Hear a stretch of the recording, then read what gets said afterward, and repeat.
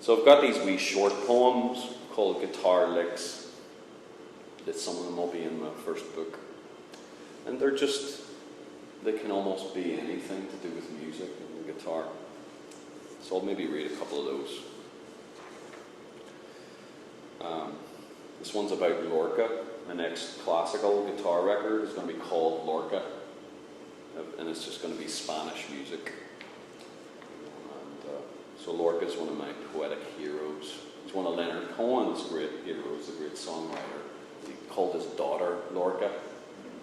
My daughter's called Ravel. So you know how much I love Maurice Ravel, the French composer. So this one's about Lorca and the idea that he is so musical and magical as a person. My imaginative claim in the poem is that like he's Pinocchio in reverse. He's really a guitar. He's the spirit of Andalusia, you know.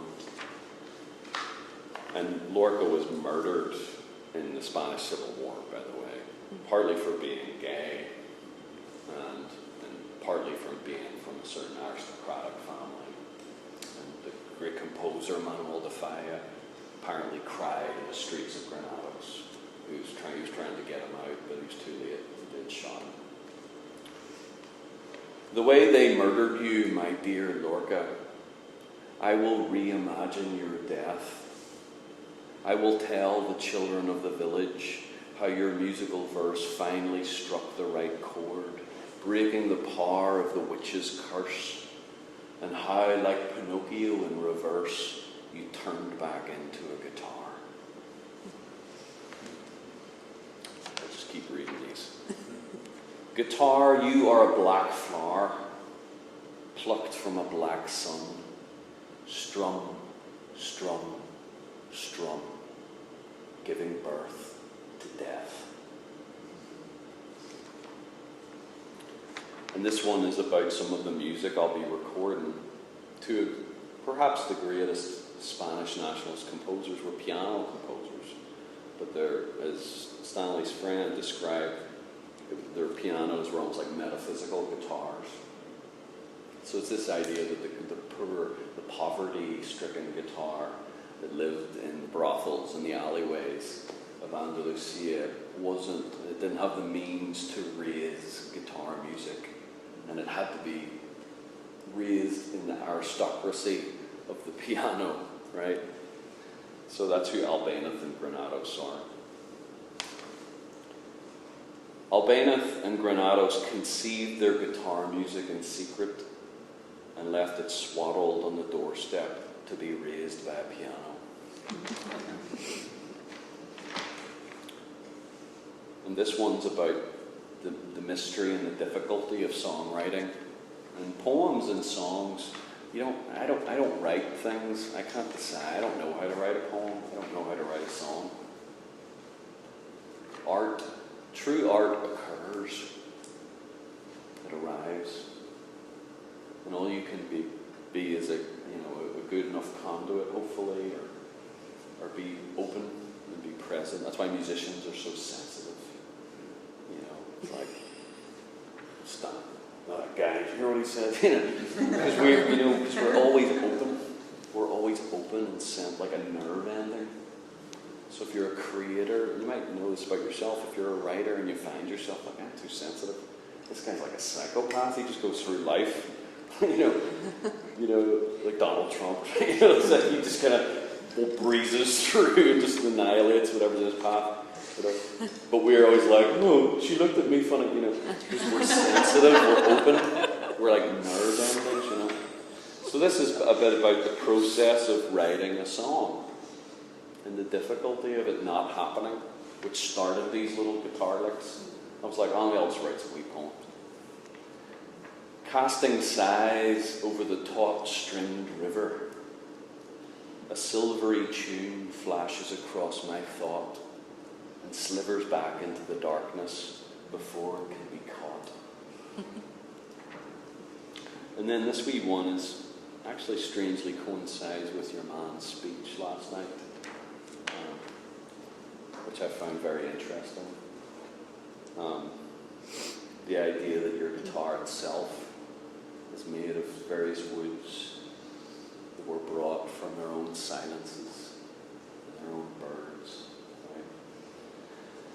My fingers gather around the guitar table, a seance for the ghost of trees, summoned by a chirping string, remembering birds in their branches, and the wind. The wind. The piano and harp couldn't contain their passion. Their bastard child, a guitar. And this one's a wee bit coincides with the keynote talk yesterday as well. The origin of music, it's so strange. So I'm trying to put it in a biological context. It might seem a bit, I don't know, macho or something, but I'm just thinking about human animals in this sense. Finding words guitars come from, this piece of wood with strings on it. And I might be right, I might be partly right, I might be wrong. Don't know. Long ago, guitar, you were once a lute thing, a zither, a harp, and eventually an archer's bow, out hunting for the heart. I imagine that first pleasing pluck, and how a note became an arrow, sitting around the fire, meat on the spit, a few strings added, enhancing tall tales, and of course, the sighing females. And then this is about my own relationship to the guitar. It's kind of almost like I think of it as a room. When you look at a guitar or a lute, it's like an acoustical space with strings. So every guitar, sometimes you see those photos, or trendy photos on Facebook, it's like, this is inside a guitar, and it looks like a beautiful, looks like the Sydney Opera House. So this is, my guitar is always left on the table, much to my wife's, she doesn't like that. The guitar on the table, its fingerboard a bridge, leading to where? Leading to an underground cathedral where I live and wait for God. Sometimes her new strings are left unclipped to spring and boing, Einstein antenna hair, picking up signals from before the when, from beyond the where. Music transcending time, something eternal invading time. That's what I think a good definition of a lot of art is, the invasion of the eternal, like a receipt from some greater reality that we still don't understand, and we don't want to understand. This is a little bit of a risque one here. Modigliani is a great painter, right? In kind of Picasso time, and he would draw these beautiful portraits with kind of long necks. To make her sing, you must attend the obvious nether regions, but you must not neglect her Modigliani neck. And this one's just a wee image, the idea of, I was thinking about the human throat and the nature of it. When you sing, you think about these things, and the tensions that exist, and it's quite similar to a guitar. And the strings that are shortened or lengthened to create a certain pitch. Guitar, you are a strange throat, a puppet for this ventriloquist. My left hand esophagus varies the pitch. My toothy nails animate your open mouth. The dancer on the streets of Seville and her guitarist, with his hands who dance for each other, like two butterflies flittering on a black stem. There under the Sevillano sun, neither pair will touch until the dance is done. And this one has a a bad word in it, but it's brilliantly said. It's worth it. And it's just about like the inherent coolness of the guitar. It sounds like a strange thing to say, but when I was a kid, I played the violin, and then somebody came into like a youth group thing in church, took the guitar, and one of my brother's friends just played Johnny Be Good. It's like, and I was just like, what? That's like way cooler than violin. So I started plucking out. My brother was like this weird Leonard Skinner fan in Northern Ireland, and I would pluck out the Freebird solo on my violin. And my dad was like, well, better get him a guitar. It's getting out of hand. So there's nothing that can compare to the guitar, because it's kind of like the people's instrument. It's a peasant instrument. And then when you plug it in, it's like one Pete Townsend chord would just blow away the Boston Philharmonic. You know what I mean? It's easily, like, the energy of it, you know. So this is a wee one about that. In the movies, nobody arrives at the crossroads with a piano or a flute. Nobody's selling their soul to learn how to play the fucking clarinet. I apologize if you play it, but it's great. Maybe. Could you read that again?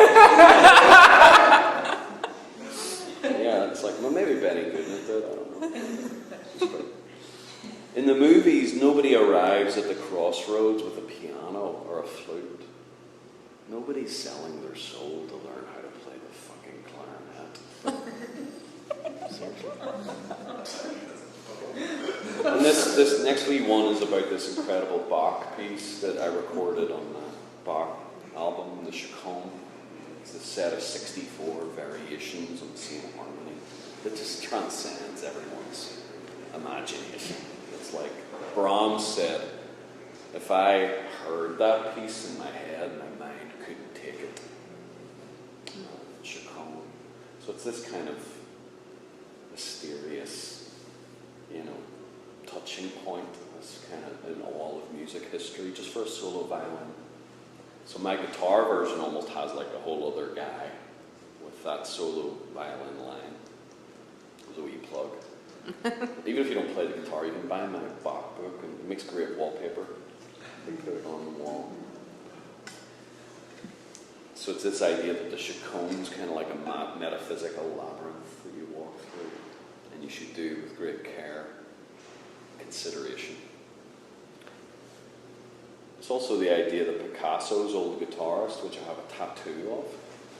I was trying to bond with my brother who has lots of tattoos. It's actually a painting of the cross, you know, the angle of him with his guitar. It's like a kind of a story of that. How then should we enter the Bach Chaconne? Like Orpheus entering Hades? Like Theseus entering the labyrinth? Like Picasso's old guitarist by way of the cross? Yes, yes, and yes. And it's the last wee guitar lick I'll read, very short. Music is the dream into which I awoke. Music is so real, but so untouchable, intangible, ephemeral, that it keeps us interested. Okay, I'll read another wee one about music and how it has this ability to transcend time and invade time and defeat time.